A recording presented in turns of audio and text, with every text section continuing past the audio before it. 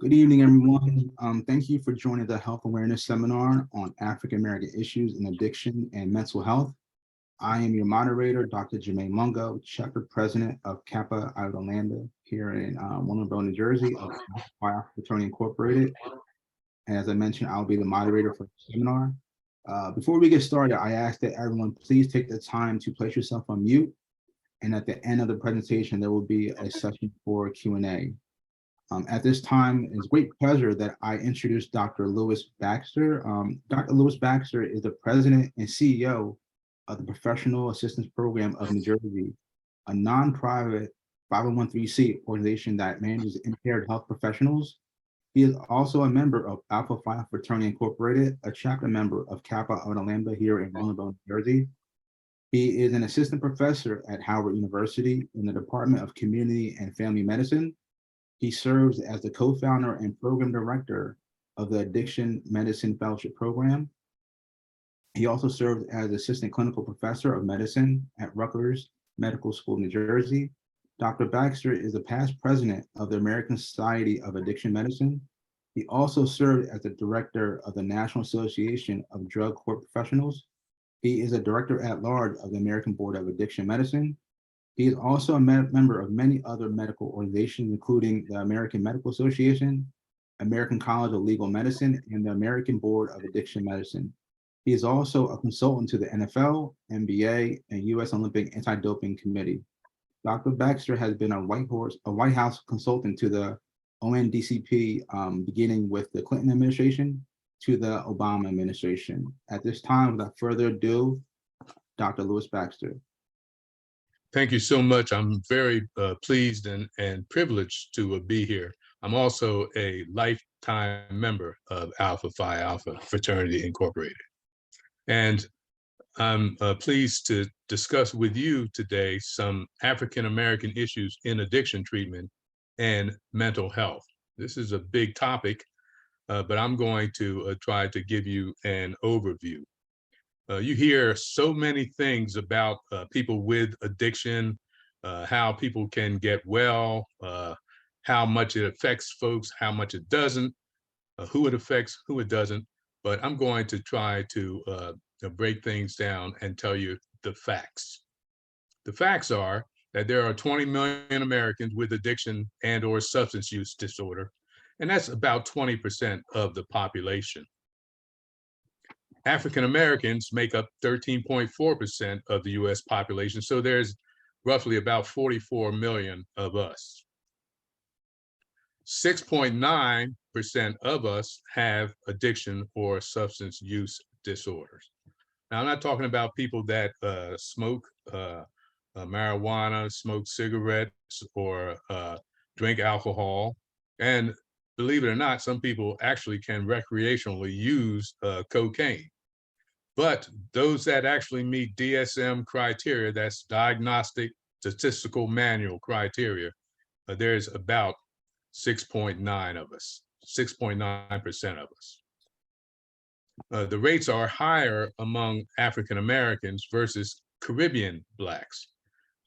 We see the rates are at 11% for former slaves, and it's 9.6 for those that were dropped off in the Caribbean.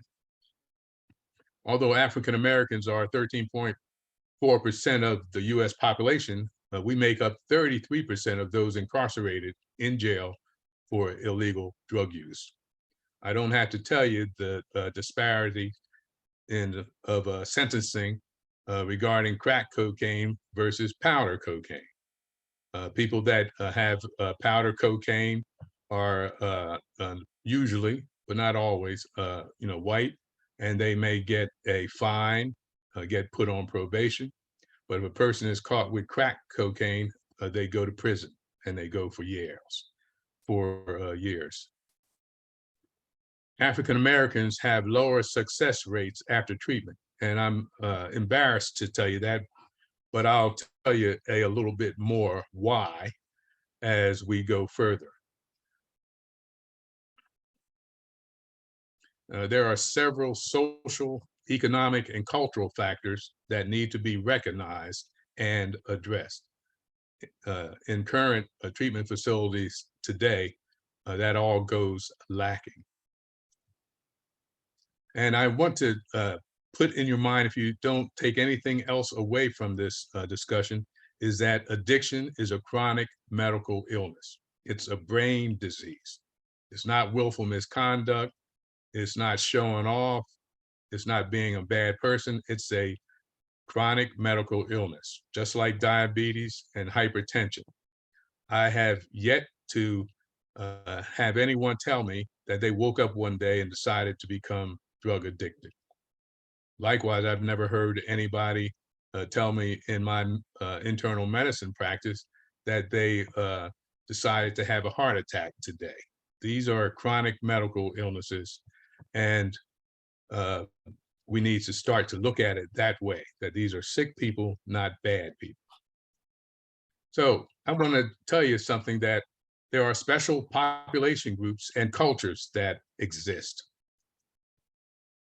These differences affect the presentation of the disease and how people respond to interventions, or how their families receive and treat them. It affects diagnosis of the disease and the severity. What I mean is that some people are diagnosed to have psychiatric issues when it's actually due to a substance use issue. People will be diagnosed to have pulmonary disease when it's a result of inhaling cigarettes or marijuana or other inhalant devices such as vaping. There are a lot of people that have diagnoses that are secondary to their use of addiction, but it's not recognized. It impacts the treatment selection and outcomes, these differences in population groups and cultures. Cost-effective treatment goals are different for various different population groups. I've had people tell me, all I want to do is get detox, just get the monkey off my back and I'll be okay. But it doesn't work that way. There are others who are very rich, and they can get all the treatment that they need.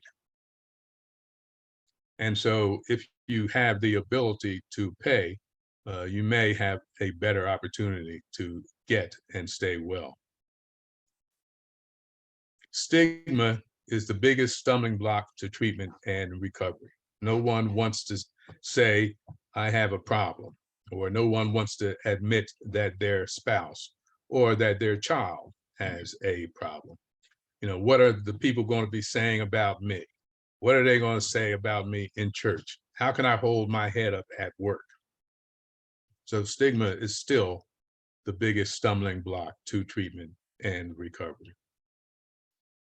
African American mistrust of medicine. I don't have to tell any of you much more about that, rather that it's a fact. And we all know examples of individuals who definitely do not want to see any doctor for any reason. No doctor, no way. Now let's delve in a little bit to this African American subcultures, because everybody thinks that all Black people are the same.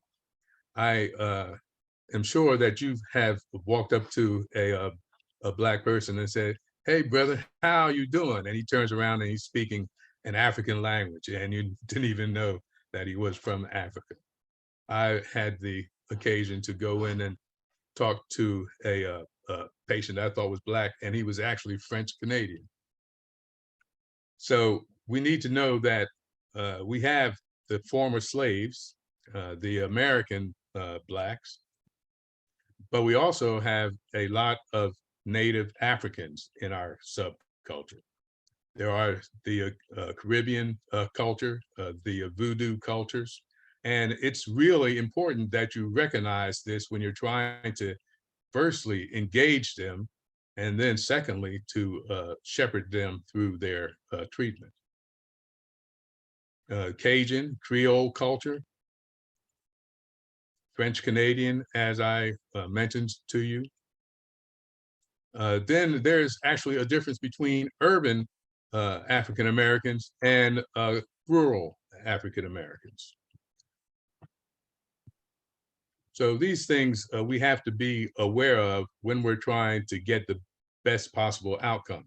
Because if you can't engage a person, your success rate is going to be wanting.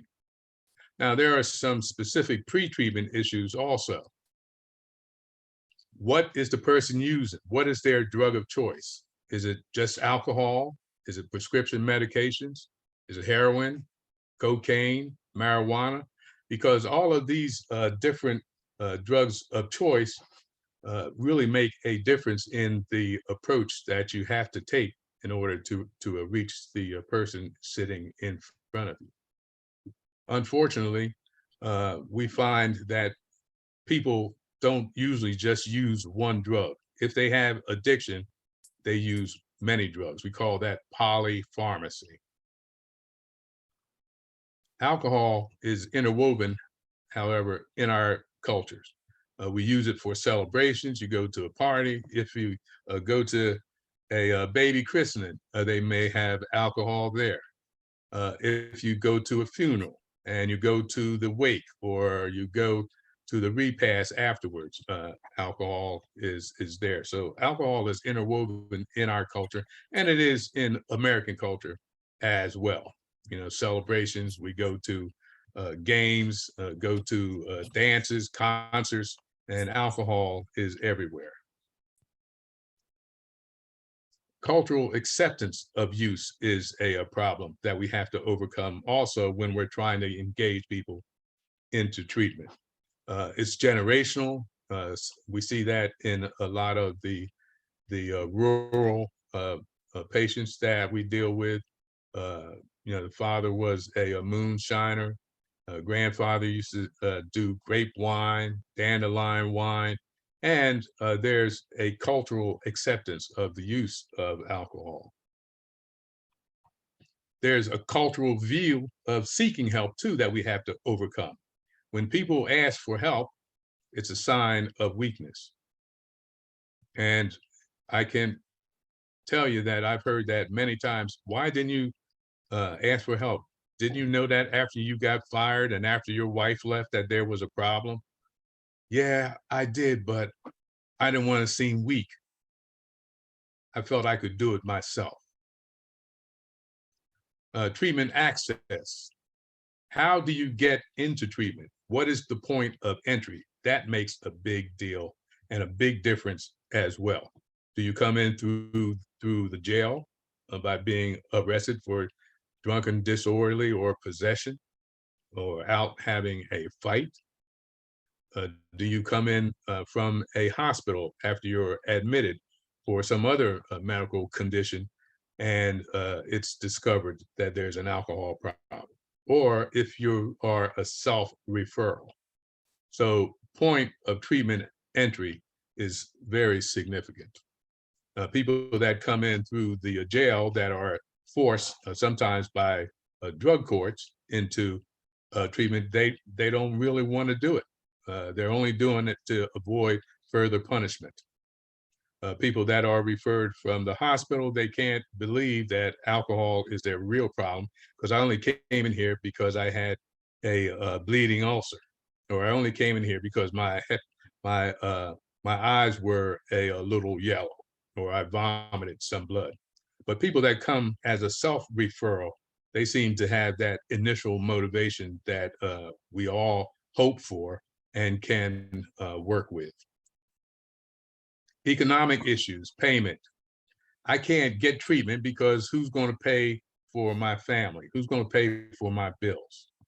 If I take off one more day from work, I'm going to get fired. I've already taken off 47 days this past year. So that economic insecurity is often a stumbling block before someone will accept treatment.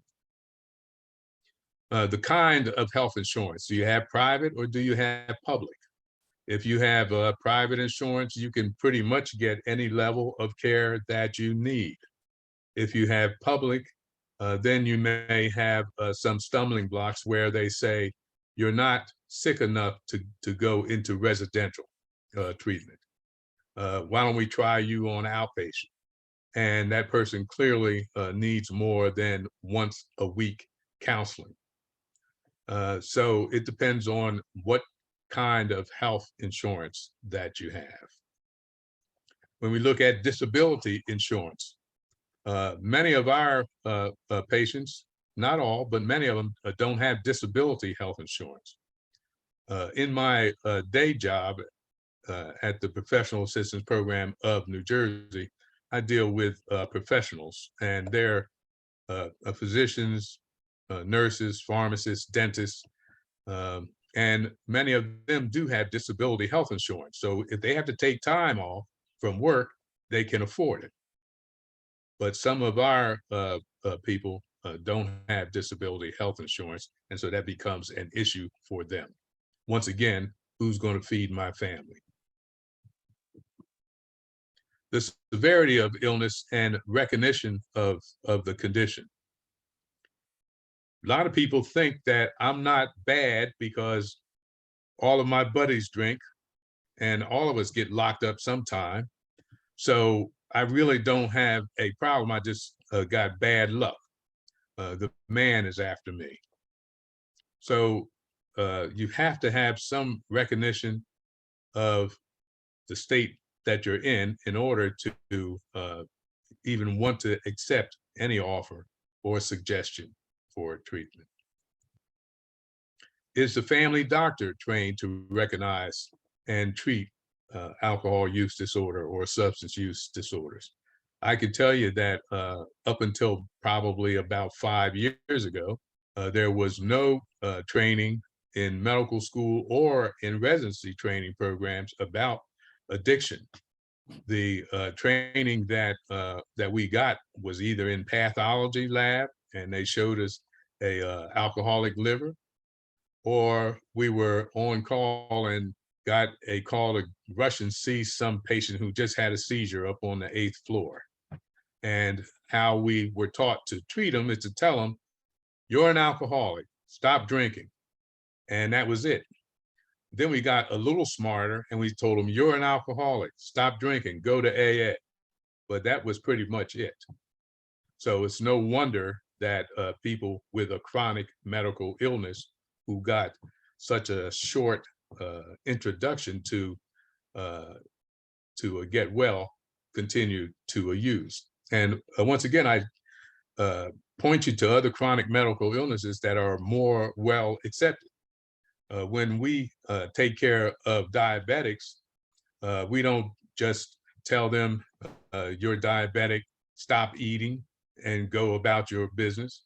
What we do is that we educate them about their disease and we follow them up. We follow them for the rest of their lives. But this has not been the case with substance use disorder. And there's concerns about childcare. Some of us have, single parent, families. Who's going to watch the kids if I have to go away to a treatment? Now, other barriers to treatment are, as I mentioned before, is stigma. There's poor cultural acceptance in the African American community. Unfortunately, we get a lot from our Black churches. They tell us a lot of information.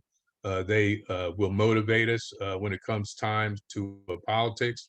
They do a lot in terms of caring for the sick, but our churches do not talk enough, in my opinion, about alcohol and chemical dependency, or even mental health.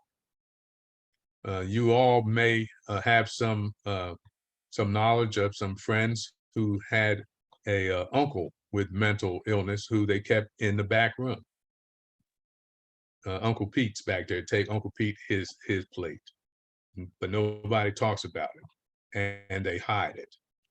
So we have poor cultural acceptance. There are long waiting lists in the instances where people do want to get help. At some of the facilities, based upon the insurance that they have to get on a waiting list. And for as long as I've been in this field, I know that there's a window of opportunity. And when someone needs help and is willing to get it, you got to get them there. If you give them time and they have to wait, the denial will creep back and they'll back off from going forward and getting the treatment that they need. Child care concerns, once again, this is very big and frightening is the investigations that may occur from children and youth services. I have had patients where I get calls from DIFAS, we call it in New Jersey. It's actually Children and Youth Services now. And no one wants to get them involved in your life.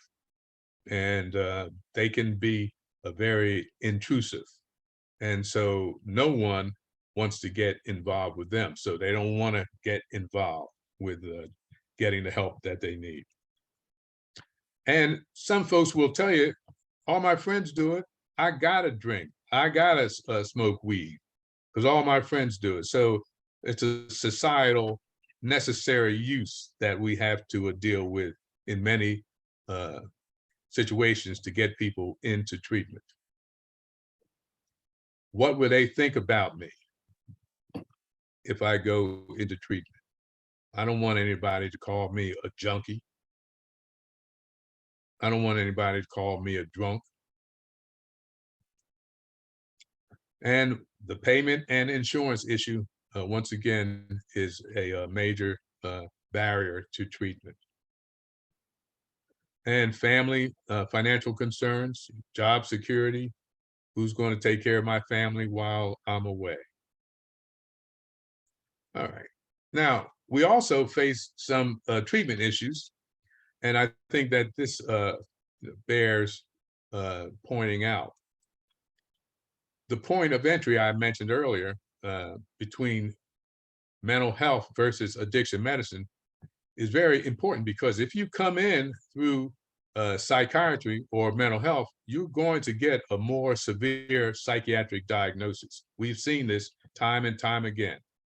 African Americans are called schizophrenics or schizoaffective disorder.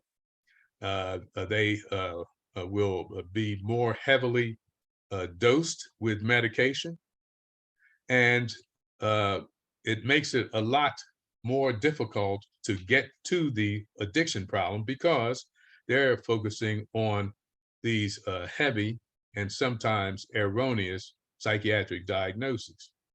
Now, I hasten to say that there are people that have what we call dual diagnosis or co-occurring disorders, that they have a psychiatric and a substance use issue.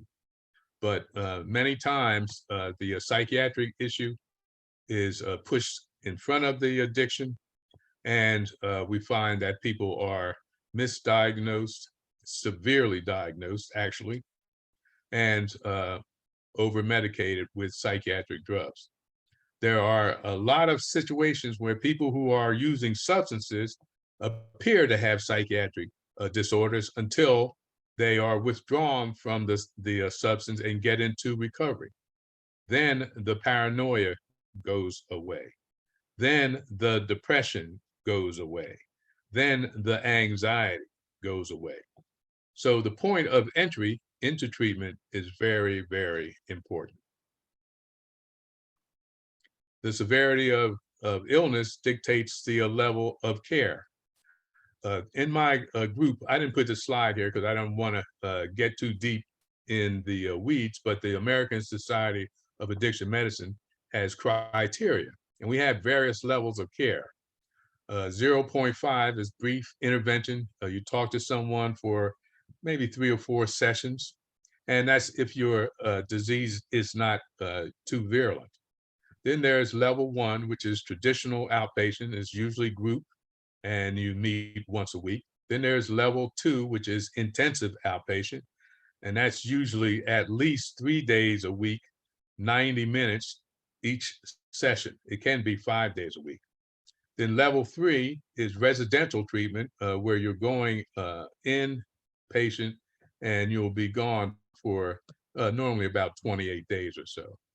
And lastly, there's level 4, which is for people that have drug and alcohol problems, untreated psychiatric problems, who have medical conditions. Those people are admitted into level 4, which is hospital-based. And as I mentioned to you earlier, some of the insurances, especially the public insurances, won't let you go to the level of care that you need. They'll mandate that you fail first. So they'll say, we'll pay for level 1, or we'll pay for level 2. You got to fail first before we will put you in the level that you actually need. And you know, that makes me very, very angry. So the cost of appropriate care, sometimes it leads to inappropriate levels of care. Like I was just mentioning, someone might need inpatient, but they can only afford to go outpatient. And so if you need a higher level and you're going to a lesser level, it's like automatic that you're going to fail because you're not getting the level of care that you need. Psychiatric diagnosis complicates the treatment. For many years, back in the 70s and early 80s, there was this ongoing turf battle between us and the psychiatrists. Which came first, the chicken or the egg?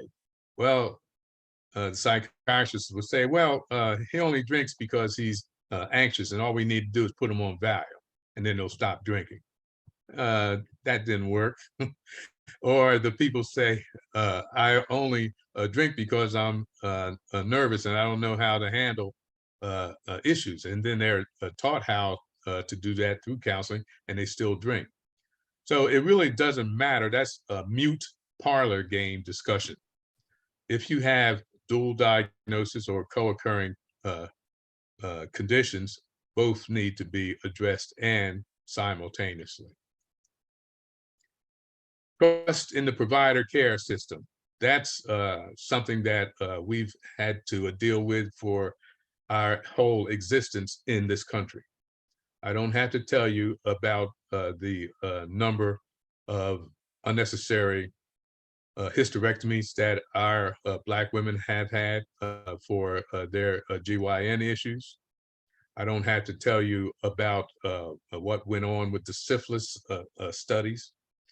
It has been part of our culture through generations not to trust the provider care system. And family support. You'd be surprised the difference culture makes. I have had Caucasian patients, and they got everybody in there. Their mother, their grandmother, they got, and this is especially true with the Hispanics. They've got their neighbor, they got their babysitter, they got everybody is giving them support. Unfortunately, in our culture, I don't see that all the time. Child care concerns. Once again, if someone is in treatment, let's say they're in a level 2, an IOP, and they're continuing to use, or that level of care is failing them, and we recommend that they go to a level 3 or go to longer care, they say, I can't go. Somebody's got to watch my kids. General health status complicates treatment. And if you have high blood pressure and diabetes, previous heart disease, you need to be inpatient. You do not need to be treated on an outpatient basis. And once again, you bring back to your memory the insurance issues, which pretty much dictate what level of care you can obtain. And the Tuskegee syndrome, there, I said it. You know, I wasn't around during that time. Many of us weren't, but our parents were, and they remember, and they have put that in us, and it's something that we have yet to shake. What is a full treatment experience? You know, a lot of times people say, well, don't bother with JoJo because he's been in detox 4 times and he can't get it right. He keeps using. But when we talk about a full treatment experience, there's more than just detox. A full treatment experience is detoxification or withdrawal management. First thing you have to do is get the substances out of the system. But once you do that, nothing has changed. I told you that this is a chronic medical illness. So there are brain changes that have happened. There are lifestyle and other situational things that are going on, and those things must be addressed. You dry someone out, the same problems exist, the same way of dealing with things exists, and I guarantee you they're going to go back to using. What needs to happen is rehabilitative counseling. That can happen inpatient or outpatient, as I just described. What happens there is that they teach people about the disease, why they do what they do. They teach them about triggers and how to handle the triggers rather than pick up a drink. The next time your boss gets on your nerves, go do this or go do that. They teach them different methods to handle some of the triggers that will make them pick up. But then once that you have that rehabilitative counseling, that's not the end of the story. You have to have continued follow-up care and continued engagement in order to get better. Sometimes if you have just the detoxification, I have never seen anybody that actually has the disease get better. The literature tells us 10%, but I counter that saying that they may have been an abuser and not a true addicted person. Because over my 30 years, I've never seen anyone that meets criteria stop and stay stopped with detox alone. And when people follow that up with rehabilitative counseling, they learn some things about themselves and how not to pick up the next drink, drug, or fix. They do better, but they also will fall off over time. And so it has to be a continued approach.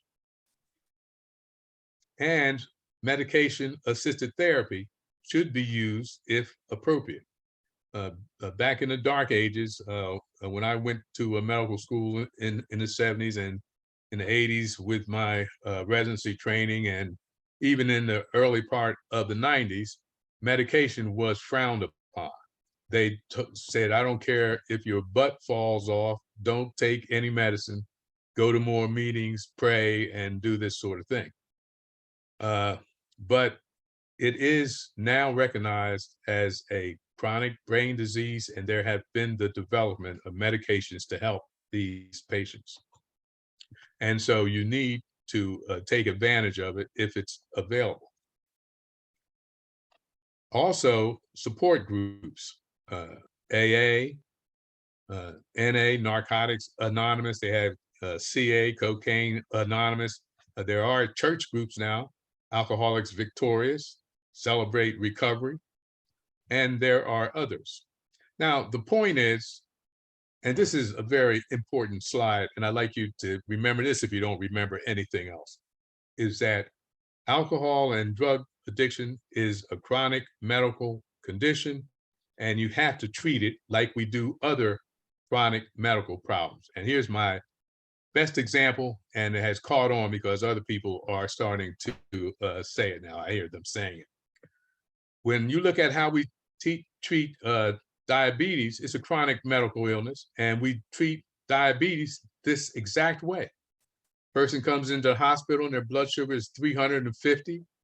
First thing we do is that we put a line into their vein. We drip insulin in until their sugar gets normal levels. We don't say at that point, see you later, be sugar-free. With a diabetic, we will teach them about their disease. We'll counsel them about changing their lifestyle, changing their diet, how to examine their feet, how to take their medication, whether it's oral meds or insulin. And then we don't say, see you later, have a good life. We follow them for the rest of their lives. Now, as the diabetic demonstrates that they are well and can manage themselves, then we see them less frequently. I have diabetics that I see once a year now. But initially, I was seeing them come back in 2 weeks, come back next month, come back 3 months, 6 months.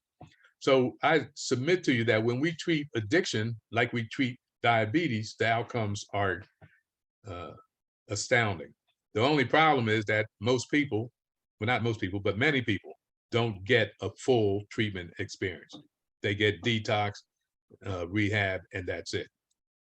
So when a person with addictions has a full treatment experience, their success rate is like 80%. And that's better than we have with other more accepted chronic medical illnesses.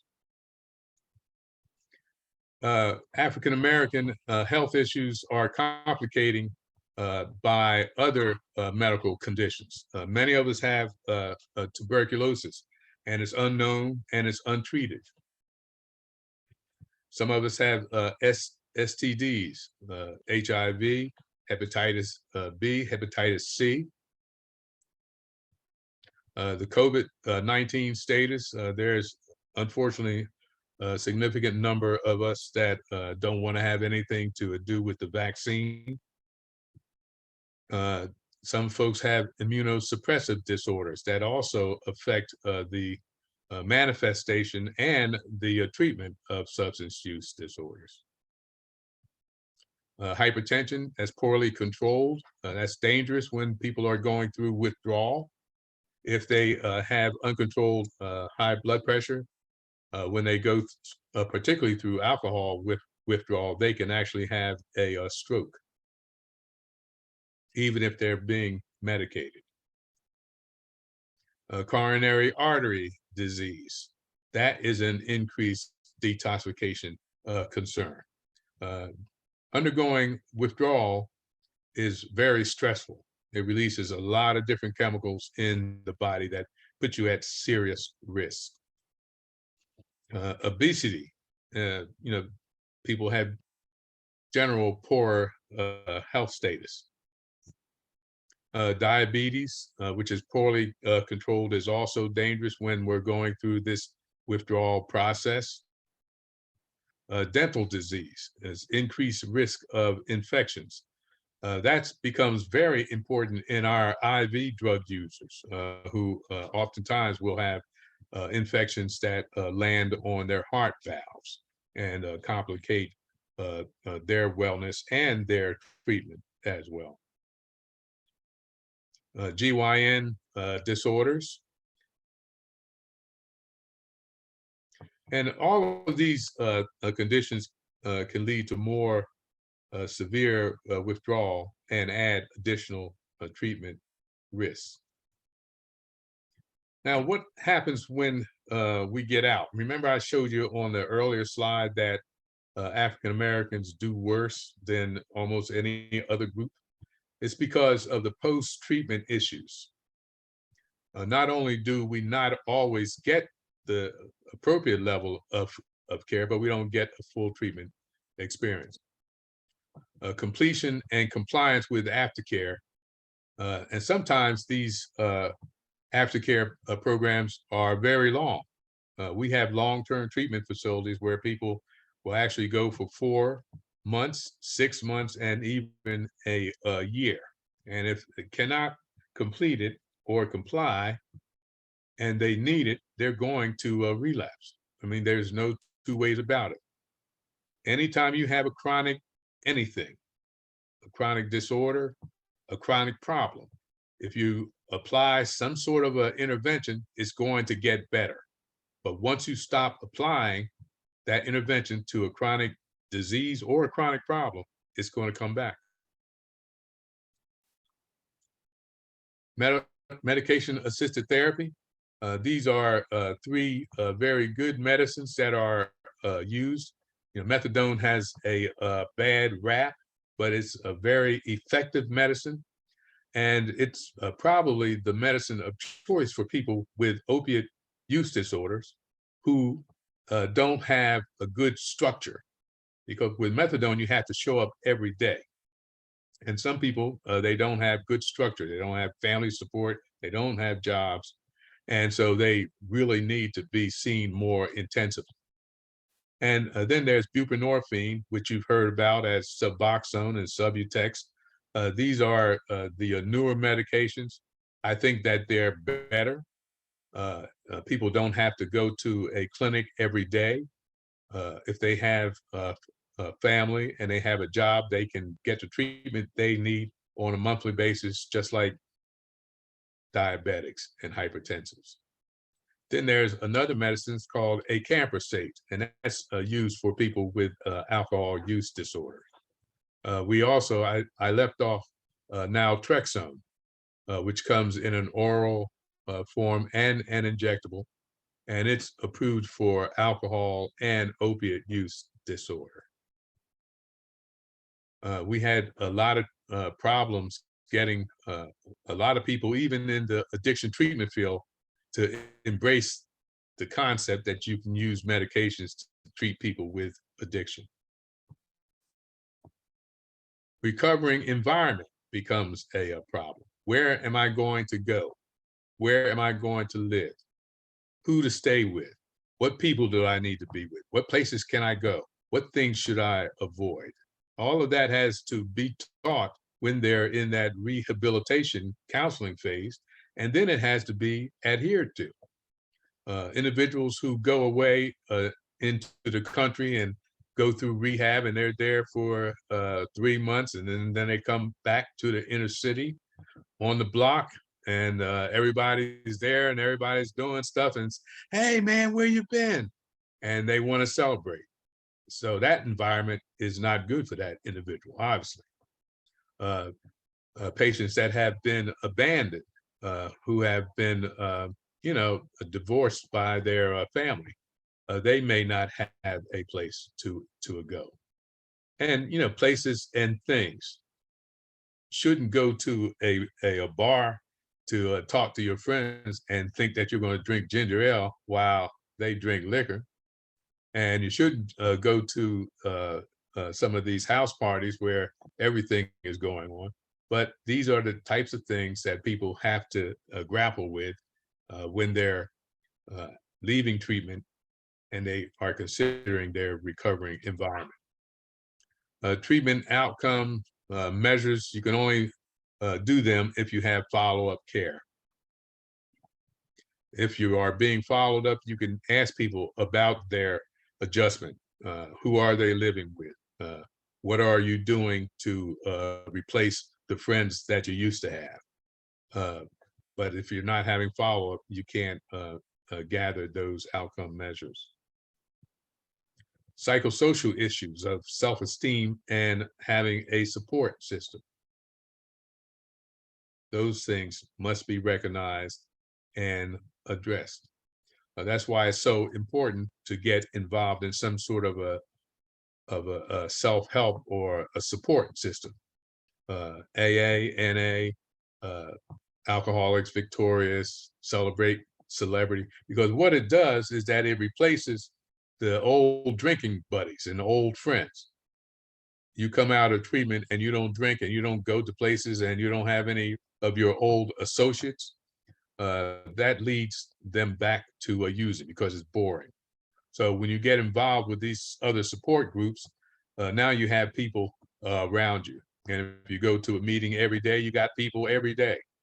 They also get involved with sports. They have softball teams. They have reading groups. The point is that you're not isolated. And so a lot of the psychosocial issues are addressed when you follow up with some of this care that I'm talking about. Legal issues, that's always a problem.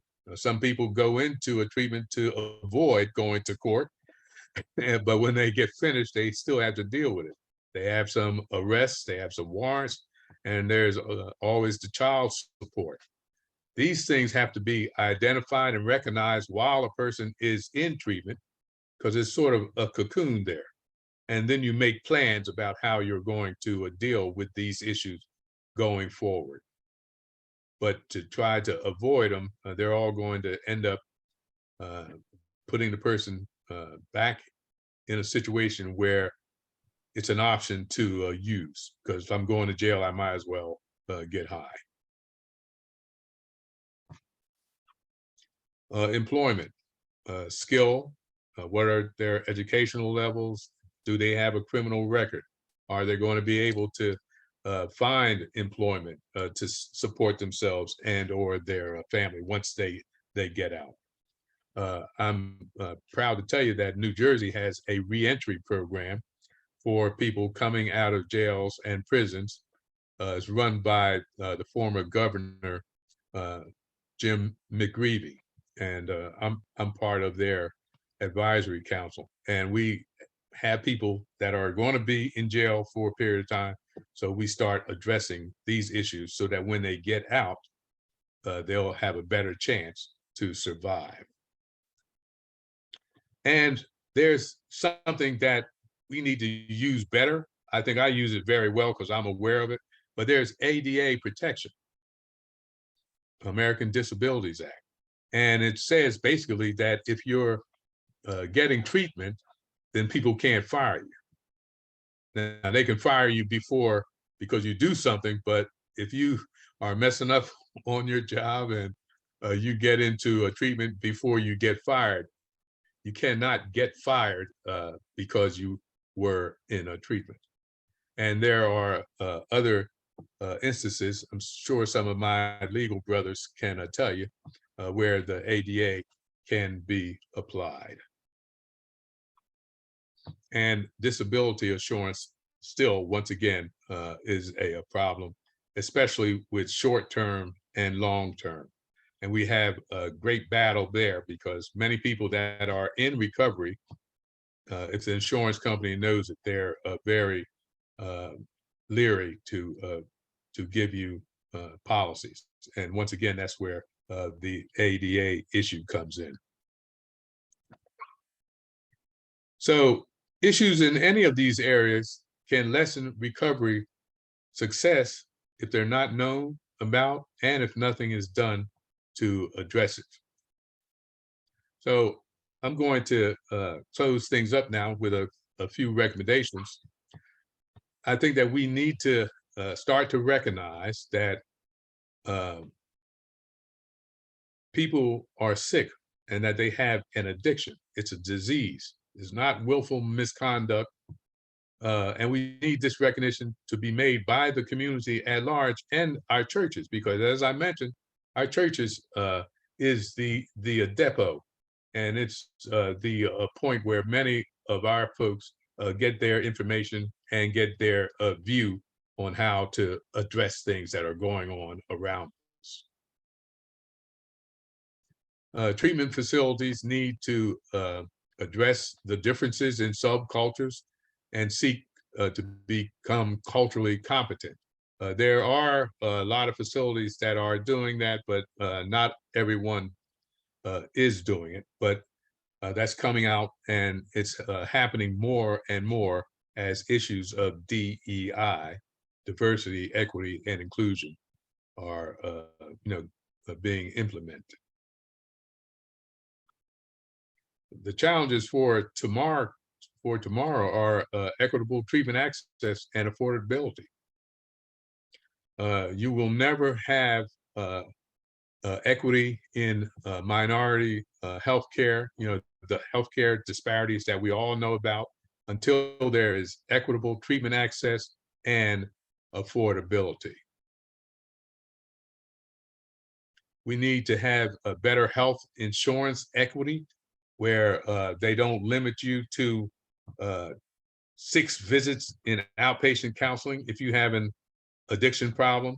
We need to have the insurances give us equity like they do other chronic medical illnesses.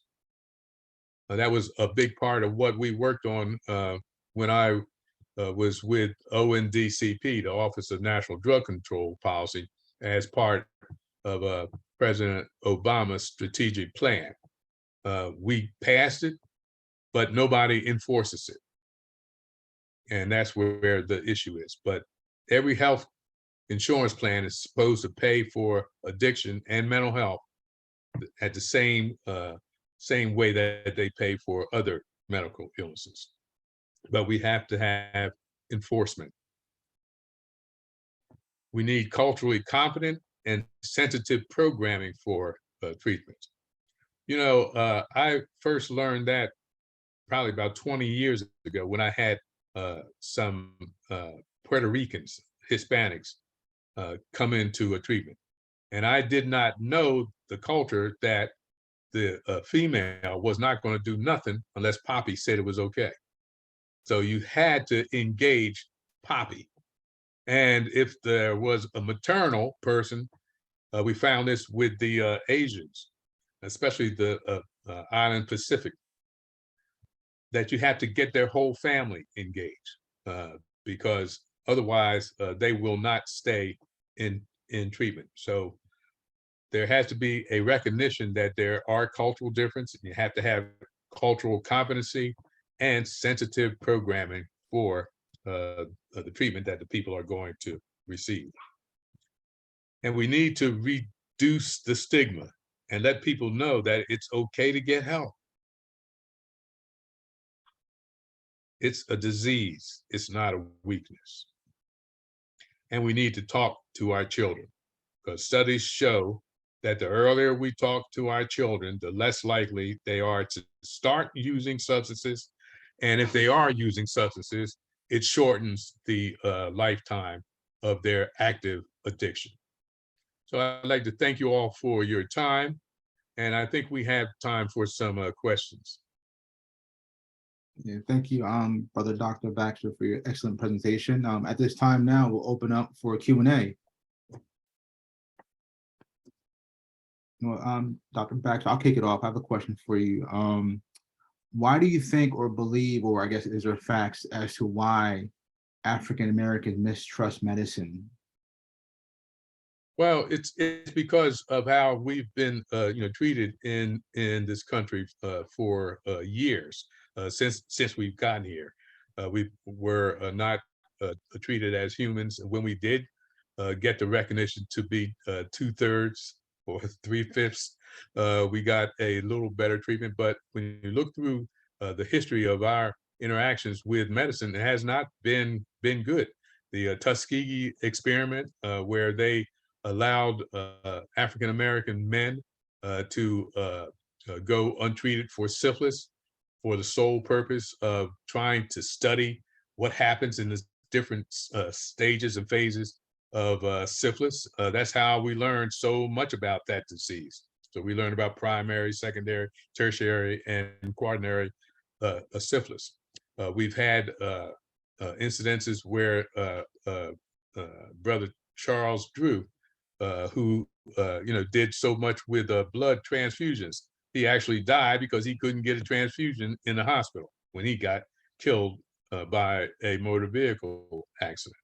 We have this history of our women undergoing total hysterectomies when a lumpectomy or some other lesser procedure would have served just as well.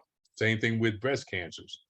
We've had many of our women have total mastectomies when less of a surgery would have adequately served. So it's something that's been ingrained.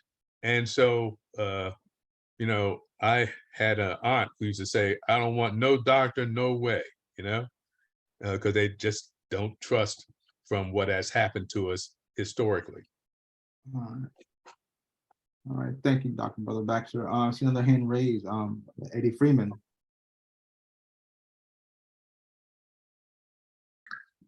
Good evening, Brother Dr. Baxter. I have a quick question concerning COVID and addiction rates. Have we seen an increase in the medical field of addiction rates as it relates to any alcohol or narcotics or anything like that? And what has been done in order to try to head some of that off coming out of the isolation from COVID?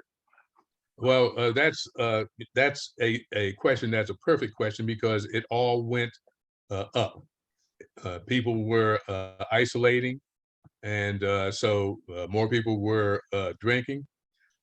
People were using more drugs because when you're in that drug addiction world, you don't care about getting a cold, you don't care about getting COVID, you just care about getting that next fix. So the treatment facilities, they stopped taking people in during the COVID, or well, they actually did stop, and then when they did restart, they only took in a few number of people. So there were a lot of folks that actually got worse and suffered, and there were more overdose deaths, with 96,000 overdose deaths in 2021, which was more than we had ever had before. So COVID had a significant impact. It not only fanned the fire, but it quelched the help that was available because people couldn't be admitted into our hospitals. Raise my hand. Raise your hand. Go ahead. I see Dr. Reed. I just have a question, Dr. Baxter. In your experience over these years, have you seen an improvement in family support from Black families? You mentioned that, you know, you saw it more in white and Hispanic families, but not necessarily in Black families. Are you seeing an improvement now? Very slight, and it pains me to say that. And why is that? Well, I think it's some of the stigma situations. You know, when you're in a financially tight relationship in the first place, and then one of the partners isn't contributing, that, you know, money issues cause a lot of fights, and it cause a lot of disruptions. And I think that we don't have the same type of involvement in our communities like the Caucasians do. For instance, a lot of the AA meetings are held in Catholic churches. I don't know offhand of any AA meetings that are held in any Black churches. They have drives, they have walks to support you know, treatment facilities, and we don't have those types of activities in our Black churches that I am aware of, and I've been around, so I think that is the fact. So, But I mean, I can see that if you're talking about, you know, poor families, but not necessarily middle upper class Black families, where it's Yeah. not necessarily a money issue. yeah, well, you know, here's the other point, which may be shocking to you. In my day job with the Professional Assistance Program of New Jersey, we have 700 clients. And guess what? I don't have 10 African Americans. And the problem is that when Black professionals get into difficulty with addiction or with the law, they just go away. Whereas the others, they come and they get treatment. Now, I have recognized that, and I've done some things in order to try to help. I used to go down to the South Jersey NMA, and I went to the North Jersey NMA. I went to the Caribbean American, what they CMNA, and talked about the program and said, listen, we don't have to lose our licenses because we get ill. We can actually get the help, and all these other people are doing it, but we don't seem to do it. And it's because of those things of stigma and some of the cultural stumbling blocks that we face. That's the only thing that I can really come up with to answer that question. Okay, well, I think the more we're educated to see it as a chronic brain disease, like you said, with deep diabetes, that, you know, maybe they will have a change of heart. That's what I'm hoping for. And it's you know, it just makes me sad to see that, because I have had you know, African Americans come for help, but for reasons such as not having, they're not second or third generation physicians.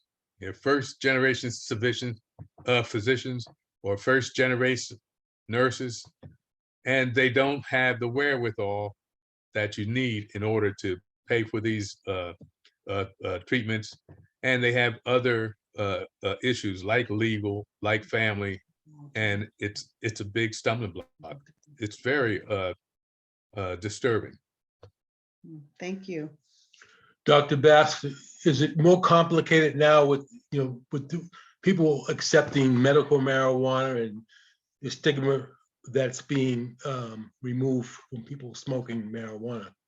Yes, well, that's a great point that you bring up, and there's a lot that we could just talk about that forever. But here's the main points: is that marijuana has an opportunity to be FDA approved by two processes. One is the drug approval process, and the other is botanical. And they do not wish to take part in any of that.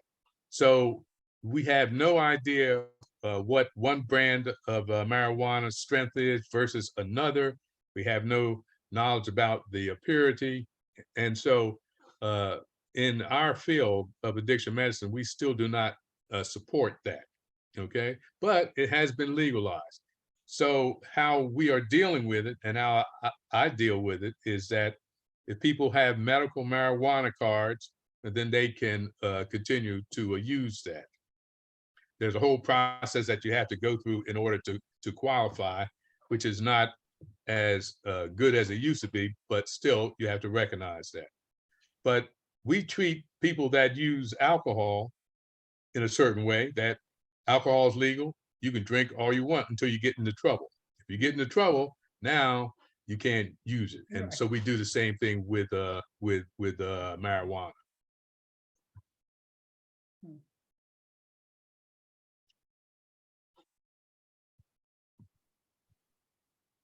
All right, are there any other further questions for Dr. Baxter?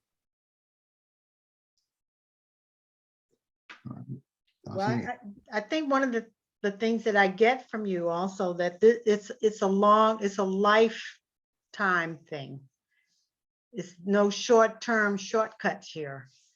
Nope, And I think families, dealing with addiction with their loved ones of whatever, they want it to be over.